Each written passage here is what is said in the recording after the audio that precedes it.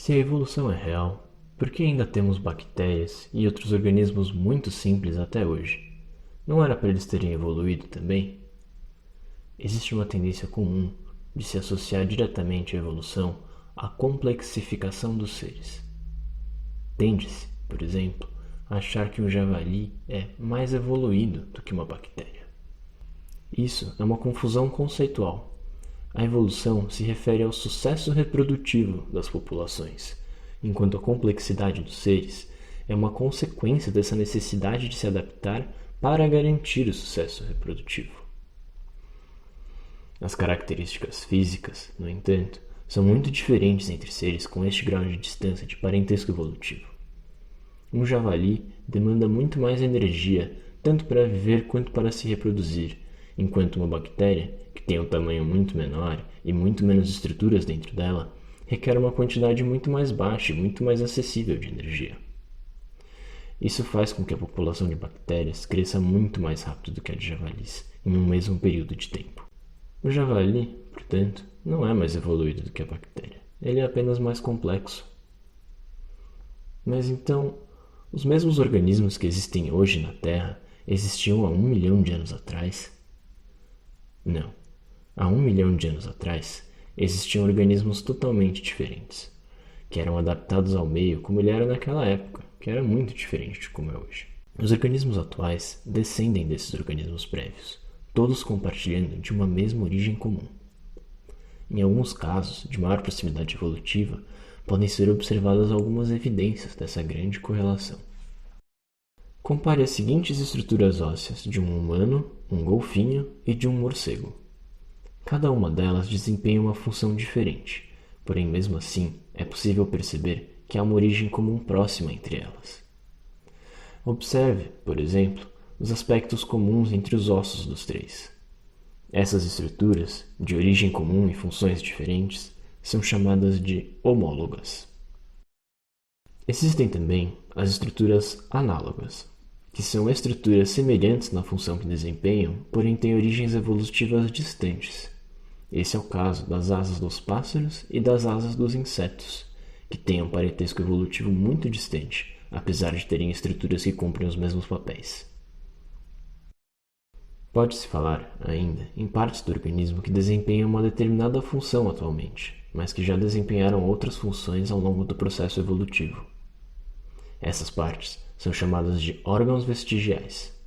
É o caso da pelvis do golfinho, por exemplo, na qual se observam os resquícios de patas traseiras de um ser vivo terrestre. Atualmente, a pelvis do golfinho tem função reprodutiva, mas em algum outro ponto da evolução, essa mesma estrutura teve função locomotora.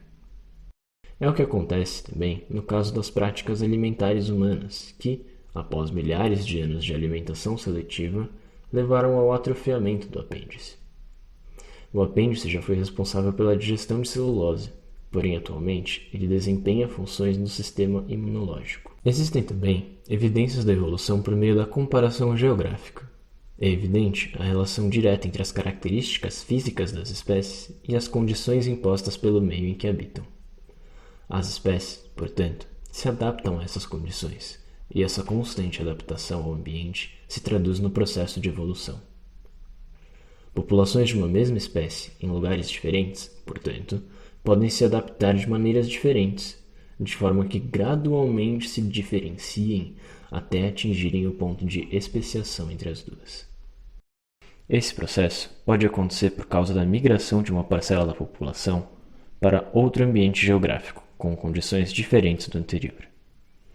É o caso dos peixes-boi, que passaram a habitar braços de mar que se projetavam para dentro da América do Sul. Ou seja, uma parte dos peixes-boi deixou o mar aberto. Ao longo de milhões de anos, porém, houve o fechamento desses braços de mar que adentravam o continente, de forma que uma parte da população de peixe-boi permaneceu em alto mar e a outra ficou isolada para dentro do continente. Alguns milhares de anos de reprodução, sem contato entre as duas populações, sob condições ambientais diferentes, levaram a adaptações distintas, resultando no surgimento de uma nova espécie. Outra forma como esse fenômeno pode acontecer é através da vicariância. Vicariância é quando surge uma barreira física que separa duas partes da população original, como é o caso destes camarões alfeus, na região do atual Panamá. A formação do Istmo do Panamá isolou populações de animais marinhos entre os oceanos Atlântico e Pacífico. Vivendo em lugares diferentes, sem ter nenhum contato, as populações de camarão foram gradualmente se adaptando a condições distintas e assim, aos poucos, sem ter contato uma com a outra, foram se diferenciando até categorizarem espécies distintas entre si. A última forma abordada nesse vídeo, que há de se evidenciar a evolução, é através dos fósseis. Fósseis são vestígios, restos preservados ou rastros deixados por organismos que já viveram na Terra há muito tempo, em outros períodos. É um meio pelo qual se podem ser estudados seres já extintos.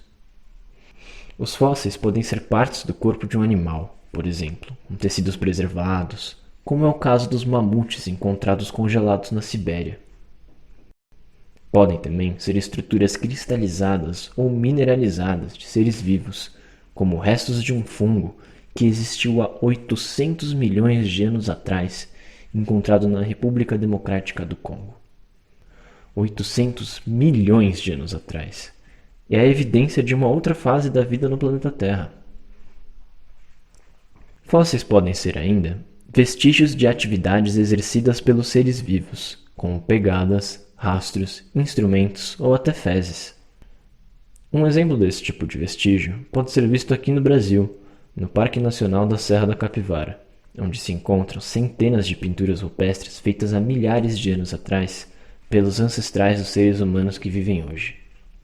Os fósseis e as evidências da evolução como um todo são como túneis pelo tempo, na escala da vida na Terra. Nos permitem investigar como eram os seres que habitavam o planeta no passado e como viemos a ser do jeito que somos hoje.